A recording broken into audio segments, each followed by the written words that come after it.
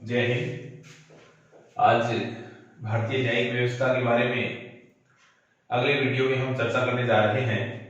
High court, उच्च न्यायालय।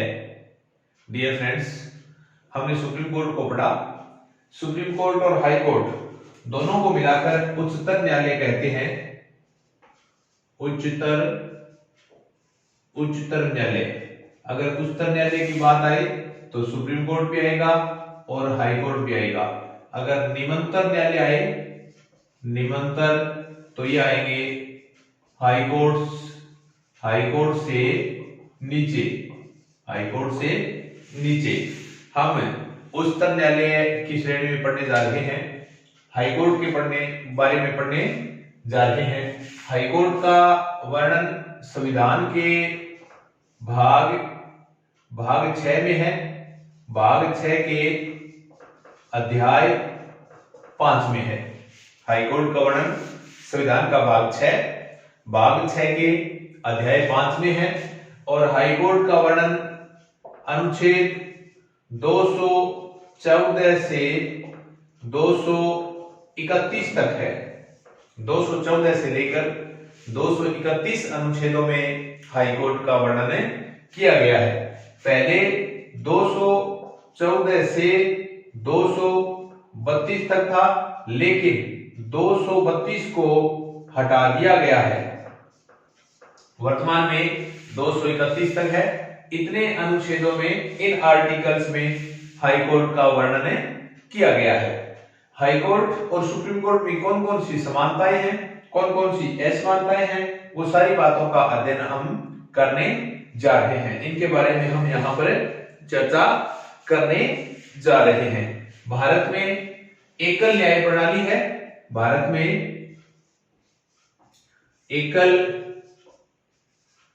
एकल न्याय है, एकीकृत न्याय है। सारे न्यायालय सुप्रीम कोर्ट के अधीन आते हैं। सुप्रीम कोर्ट भारत का सर्वोच्च न्यायालय है, अंतिम अपीलीय न्यायालय कहलाता है। देश में जितने भी हाई कोर्ट है वो सारे के सारे सुप्रीम कोर्ट के अधीन आते हैं। अगर ये चर्चा की जाए भारत के प्रथम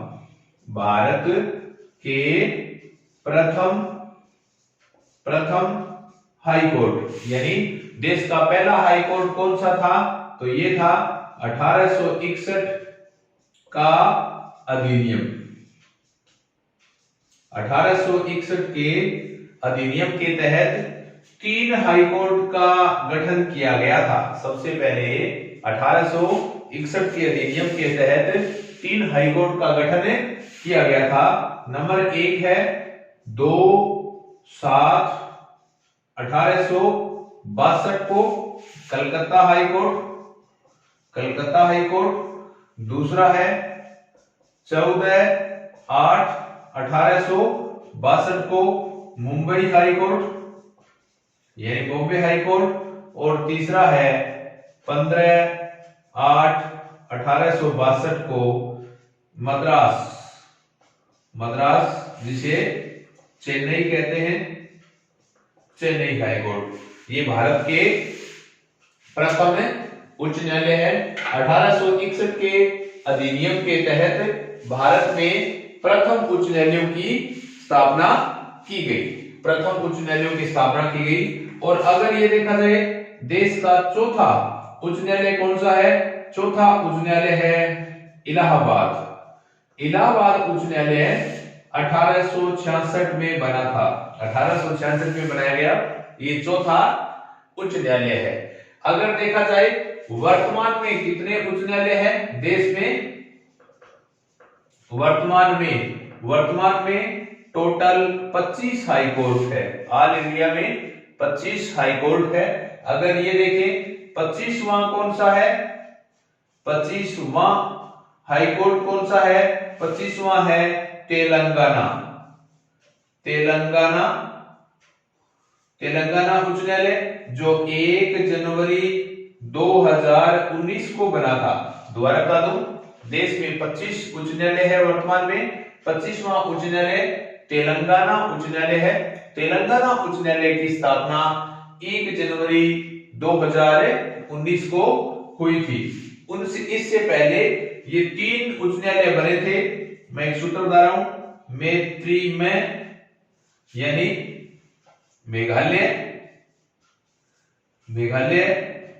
और त्रिपुरा और मणिपुर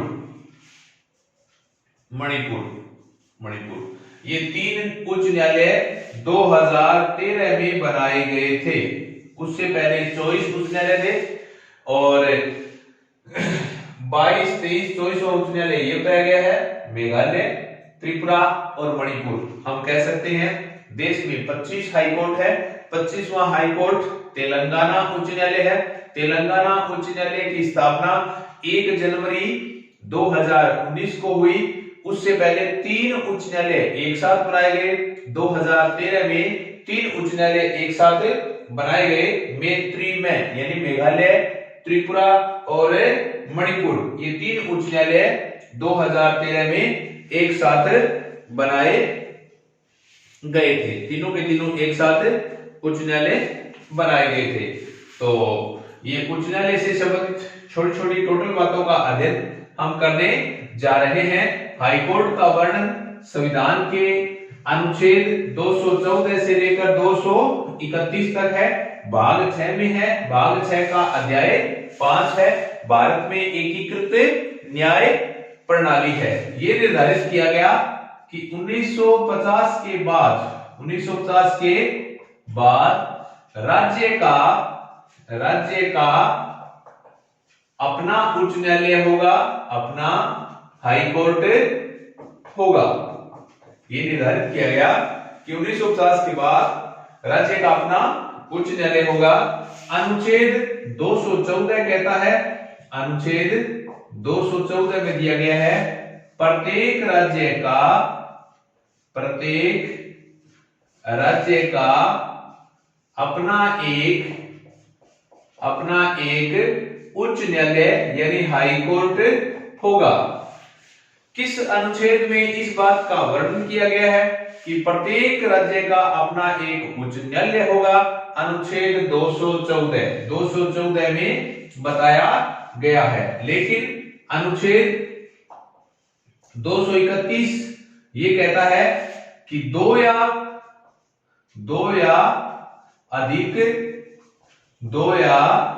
अधिक राज्यों का भी संयुक्त उच्च न्यायालय, संयुक्त हाई कोर्ट संसद विधि द्वारा स्थापित कर सकती है। हम ये कह सकते हैं कि अनुच्छेद 214 कहता है कि प्रत्येक राज्य का एक अपना उच्च न्यायालय होगा। लेकिन भारत के कई उच्च न्यायालय ऐसे हैं जो 2 या अधिक राज्यों के आपस में संयुक्त उच्च न्यायालय हैं। तो अनुच्छेद 231 कहता है कि संसद विधि के तहत 2 या अधिक उच्च न्यायालय एक साथ बना सकते हैं। विधि के तहत 2 या अधिक राज्यों के उच्च न्यायालय संयुक्त रूप से बनाए जा सकते हैं, एक साथ बनाए जा सकते हैं। ध्यान रखें, ये प्रावधान सिर्फ और सिर्फ संसद के पास है।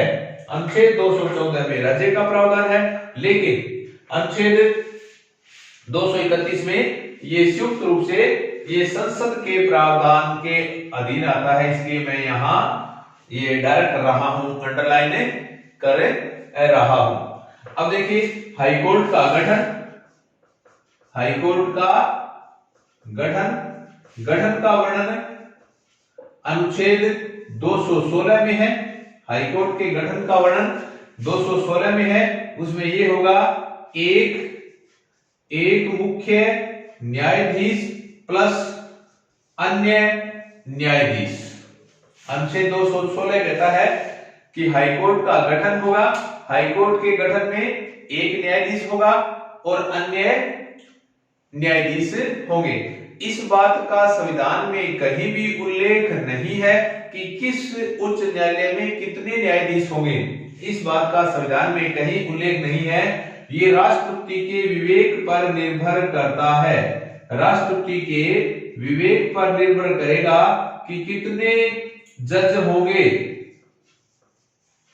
किस उच्च न्यायालय में कितने जज होंगे, ये सिर्फ और सिर्फ राष्ट्रपति के विवेक पर निर्भर करता है। तो गठन का वर्णन अनुच्छेद 214 में दिया गया है, 216 में दिया गया है। 216 में बताया गया है एक मुख्य न्यायाधीश होगा और अदर अन्य न्यायाधीश होंगे। अब अगर देखा जाए न्यायाधीशों की योग्यताएं, अर्हताएं, न्यायाधीशों की योग्यताओं का वर्णन संविधान के अनुच्छेद 217(2) में किया गया है। 217(2) में नियुक्ति, अर्हताएं आदि बताई गई है। न्यायाधीशों की नियुक्ति, नियुक्ति का मतलब अर्हताएं, अर्हताएं यानी योग्यताएं, यानी कौन कौन सी योग्यताएं होनी चाहिए, इनका वर्णन अनुच्छेद 217(2) में दिया गया है। न्यायाधीशों की योग्यता, नियुक्ति के संबंध में सारी बातों का वर्णन अनुच्छेद 217(2) में दिया गया है। कौन कौन सी योग्यता होनी चाहिए? नंबर 1, भारत का नागरिक हो, भारत का नागरिक हो, ये पहली योग्यता होनी चाहिए। नंबर 2, भारत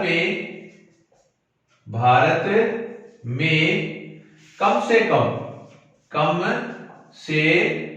कम 10 वर्ष तक न्यायिक कार्य किया हो, न्यायिक कार्य किया हो। पहली योग्यता तो सभी के लिए है ही है, भारत का नागरिक हो। दूसरी, भारत के किसी न्यायालय में, या न तो कोई सुप्रीम कोर्ट, हाई कोर्ट को कोई शर्त नहीं दी गई है, न हाई कोर्ट की दी गई है, न जिला न्यायालय की दी गई है कि भारत के किसी न्यायालय में कम से कम 10 वर्ष तक का न्यायिक अनुभव होना चाहिए, न्यायाधीश रहने का अनुभव होना चाहिए।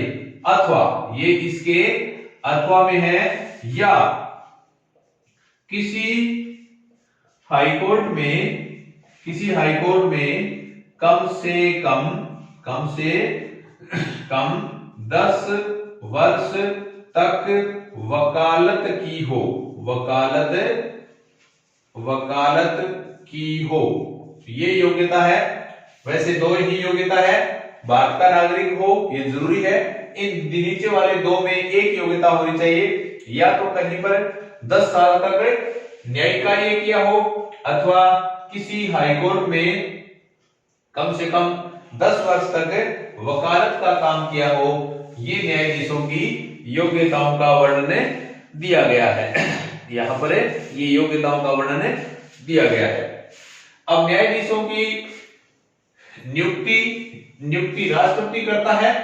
टोटल न्यायाधीशों की नियुक्ति कौन करेगा? नियुक्ति राष्ट्रपति करेगा। नियुक्ति बराबर राष्ट्रपति।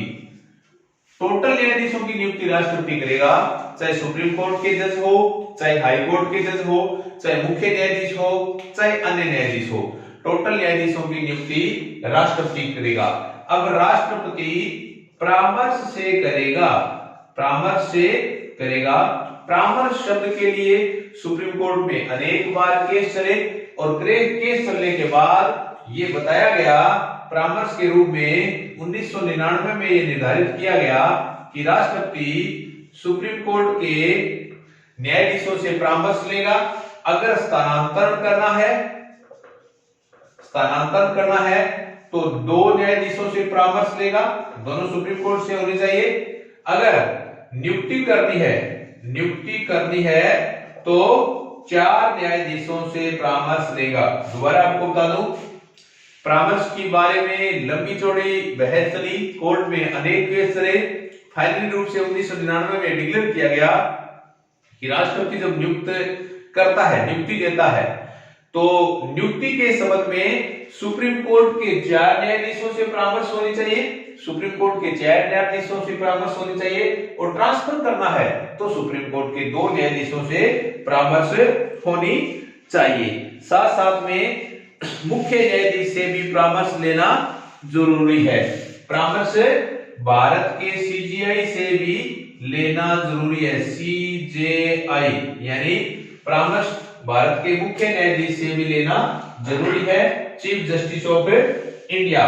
तो यहां पर मैंने नियुक्ति और योग्यताओं के बारे में बताया, दोबारा रिपीट कर रहा हूं।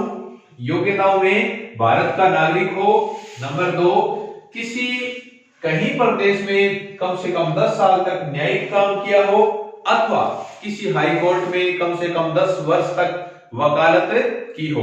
नियुक्ति का काम राष्ट्रपति का होता है, सभी जज चाहे हाई कोर्ट और सुप्रीम कोर्ट के टोटल क्यों ना हो, लेकिन जब नियुक्ति करता है तो परामर्श लेता है। परामर्श में कौन कौन सी बातें हैं? जब नियुक्ति की बात आए तो सुप्रीम कोर्ट के 4 जज से परामर्श लेना होता है, और जब ट्रांसफर की बात आए तो सुप्रीम कोर्ट के 2 जज से परामर्श लेना होता है। ध्यान ये भी रखें, सुप्रीम कोर्ट के मुख्य न्यायाधीश से परामर्श लेना अनिवार्य है। भारत के सीजेआई, भारत के मुख्य न्यायाधीश से परामर्श लेना अनिवार्य माना जाता है। ये प्रावधान यहां पर दिया गया है। पदावधि, कार्यकाल, कार्यकाल यानी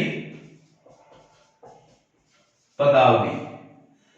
खास बात यह है, पदावधि के बारे में संविधान में कोई वर्णन नहीं है, संविधान में निर्धारित नहीं है। अनुच्छेद 217, अनुच्छेद 217 में दिया गया है कार्यकाल के बारे में संविधान में वर्णन नहीं, कार्यकाल के बारे में संविधान में कोई वर्णन नहीं है। फिर भी 62 वर्ष की उम्र तक, 62 वर्ष की आयु तक ये ध्यान रखें, हाई कोर्ट का न्यायाधीश 62 वर्ष तक रहता है, जबकि सुप्रीम कोर्ट का न्यायाधीश 65 वर्ष की आयु तक रहता है। पदावधि कार्यकाल का वर्णन 217 में दिया गया है। संविधान में कार्यकाल के बारे में कोई वर्णन नहीं है कि कितना कार्यकाल होना चाहिए, लेकिन वर्तमान में 62 वर्ष दे रखा है और सुप्रीम कोर्ट के लिए 65 वर्ष कर रखा है। ये संविधान में संशोधन के द्वारा बार बार ये दिखाया गया है। जो 15वां संविधान संशोधन हुआ था, 15वां संविधान संशोधन जो 1963 को हुआ था, उसमें आयु 60 से बढ़ाकर 62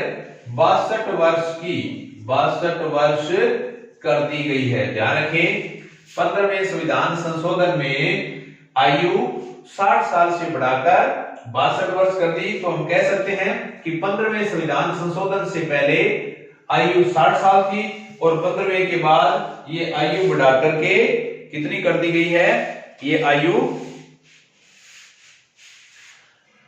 62 साल कर दी गई है।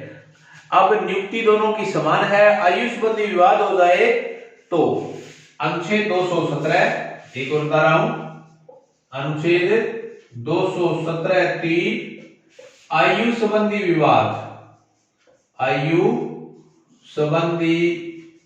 विवाद, अगर आयु संबंधी विवाद हो जाए तो सीजेआई भारत के मुख्य न्यायाधीश के परामर्श से राष्ट्रपति समाधान करता है। राष्ट्रपति समाधान करेगा। अनुच्छेद 217(3) कहता है, अगर हाईकोर्ट के न्यायाधीशों के आयु संबंध में कोई विवाद हो जाए तो इनका समाधान सुप्रीम कोर्ट के मुख्य न्यायाधीश से परामर्श लेकर के राष्ट्रपति समाधान करेगा। अब देखिए, अगर आयु संबंधी विवाद एक तो हाई कोर्ट के न्यायाधीश है और एक सुप्रीम कोर्ट के न्यायाधीश है। अगर सुप्रीम कोर्ट के न्यायाधीशों के बारे में आयु संबंधी विवाद है तो संसद द्वारा नियुक्त पदाधिकारी करेगा। नियुक्त पदाधिकारी अगर सुप्रीम कोर्ट के न्यायाधीशों के आयु संबंधी विवाद है तो समाधान कौन करेगा? नियुक्त पदाधिकारी, संसद के द्वारा नियुक्त पदाधिकारी।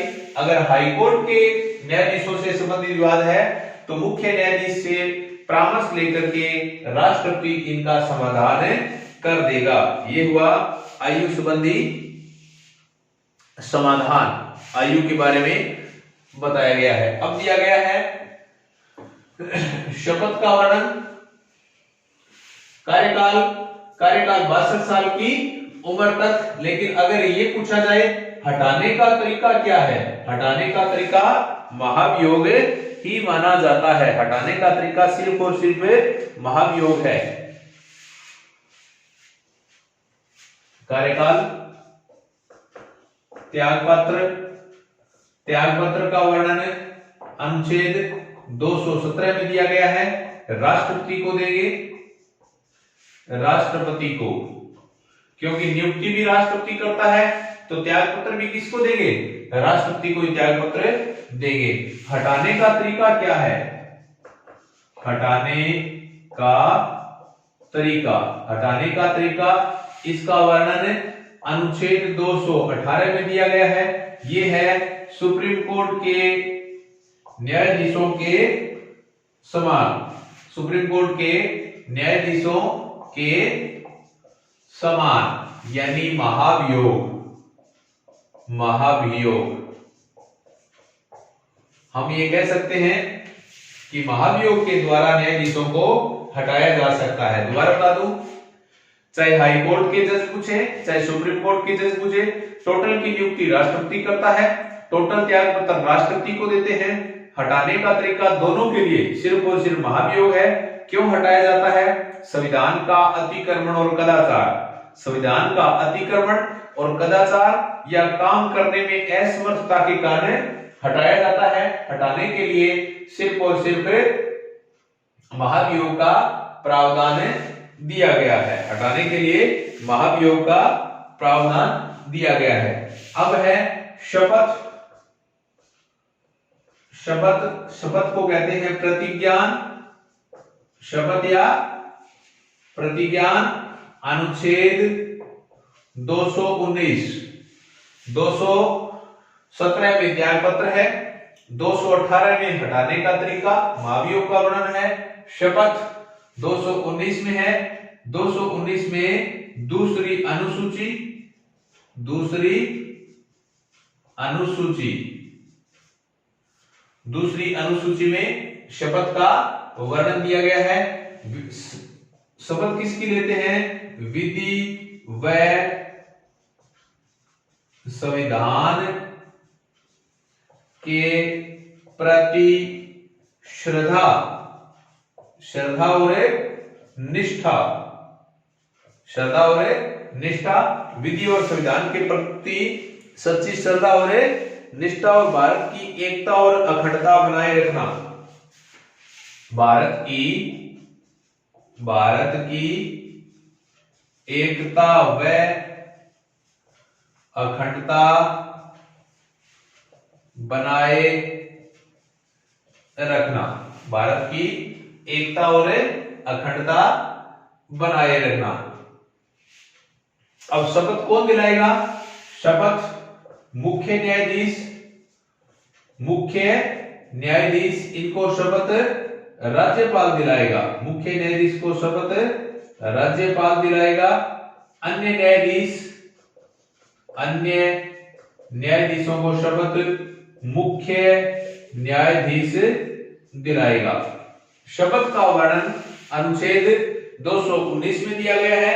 भारत का राज्यपाल मुख्य न्यायाधीश को शपथ दिलाएगा और अन्य न्यायाधीशों को शपथ कौन दिलाएगा? अन्य न्यायाधीशों को शपथ मुख्य न्यायाधीश दिलाएगा, यानी संविधान के प्रति सच्ची श्रद्धा। 16वां संविधान संशोधन कहता है, 16वां संविधान संशोधन, 16वां संविधान संशोधन 1963 में हुआ।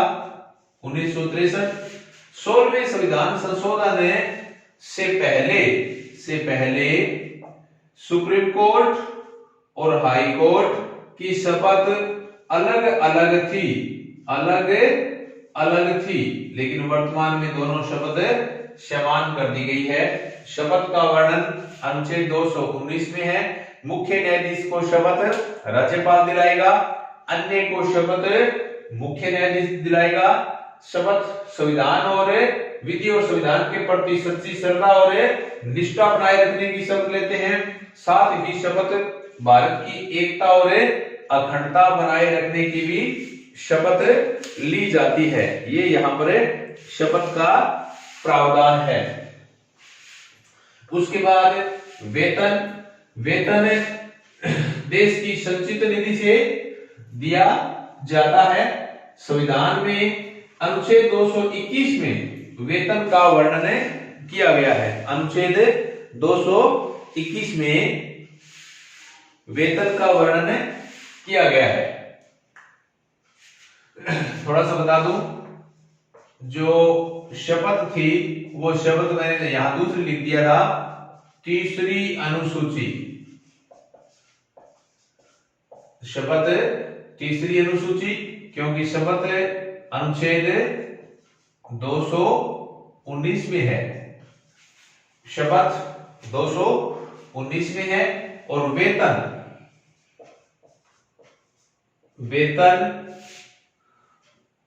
अनुच्छेद 221, वेतन 221 में है, वेतन दूसरी अनुसूची में है,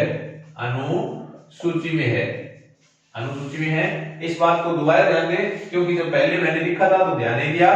पहले मैंने शपथ दूसरी अनुसूची में लिख दी थी, तो ध्यान दें, शपथ तीसरी अनुसूची में है, वेतन दूसरी अनुसूची में है। वेतन टोटल दूसरी अनुसूची में होता है, सभी के वेतन का वर्णन दूसरी अनुसूची में ही वेतन का वर्णन होता है। यहां हाईकोर्ट के न्यायाधीशों के वेतन किस अनुच्छेद में दिया गया है? 221 में वेतन का प्रावधान किया गया है। वेतन कितना मिलता है? मुख्य न्यायाधीश को वेतन 2,50,000 मिलता है,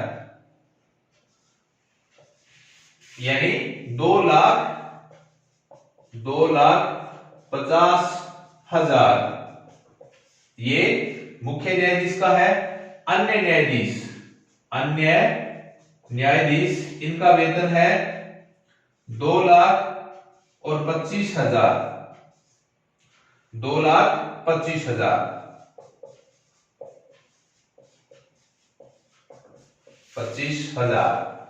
वेतन। अच्छा, वेतन पेंशन की बात आए, पेंशन वेतन की आदि, वेतन का 50%, पेंशन का वर्णन वेतन के 50% है। और वेतन कहां से मिलता है और पेंशन कहां से मिलती है, इनका वर्णन दिया गया है। वेतन राज्य की संचित निधि से है और पेंशन भारत की संचित निधि से है। जो वेतन मिलता है उनका प्रावधान अलग है। जो वेतन है, वेतन राज्य की संचित निधि, वेतन राज्य की संचित निधि, और पेंशन है भारत की संचित निधि, भारत की संचित निधि। मुख्य न्यायाधीश का वेतन 2,50,000 प्रति माह है। ये प्रति माह दिया है, प्रति माह है, क्योंकि वेतन प्रति माह है। भारत के मुख्य यानी राज्य के हाईकोर्ट के मुख्य न्यायाधीश का वेतन 2,50,000 प्रति माह है और अन्य न्यायाधीशों का वेतन 2,25,000 प्रति माह है। न उस पर टैक्स लगता है और अन्य सुविधाएं फ्री मिलती है। वेतन का वर्णन अनुच्छेद 221, ये दोबारा बता दूं, वेतन का वर्णन दूसरी अनुसूची में है, जबकि शपथ का वर्णन तीसरी अनुसूची में दिया गया है। वेतन दूसरी अनुसूची और शपथ तीसरी अनुसूची में वर्णित किया गया है। इस बात का अपने को थोड़ा ध्यान रखना है। फिर है अनुच्छेद 220 एक यहां और बता देता हूं। अनुच्छेद 220 ये कहता है सेवानिवृत्ति के बाद वकालत पर रोक यानी जहां ये न्यायाधीश रहे हैं, अनुच्छेद 220 कहता है कि न्यायाधीश की सेवानिवृत्ति के बाद वकालत पर रोक है। इनके साथ साथ ये भी बता दूं कि न्यायाधीशों को अनेक प्रकार की स्वतंत्रताएं हैं। कौन कौन सी स्वतंत्रताएं हैं? नंबर 1, नियुक्ति का काम सिर्फ और सिर्फ राष्ट्रपति करता है, जो संसद के माध्यम से, कॉलेजियम प्रणाली के माध्यम से है। हटाने के लिए निश्चित कार्यविधि है। 62 साल की उम्र से पहले कोई भी नहीं हटा सकता है। इनके आचरण से संबंधित कोई विवाद नहीं किया जा सकता है। ये कार्यपालिका से बिल्कुल पृथक्करण है, कार्यपालिका से बिल्कुल अलग है। इनका वेतन कभी कम नहीं किया जा सकता, सिर्फ और सिर्फ 360 वित्तीय आपातकाल में ही कम किया जा सकता है। तो न्यायाधीशों को ये स्वतंत्रता है। ये हाई कोर्ट का आधा टॉपिक हुआ है। उम्मीद करता हूं कि आपको ये टॉपिक अच्छा लगा होगा। अगर टॉपिक अच्छा लगे तो ज्यादा से ज्यादा सब्सक्राइब, लाइक और शेयर जरूर करें। जय हिंद, जय भारत।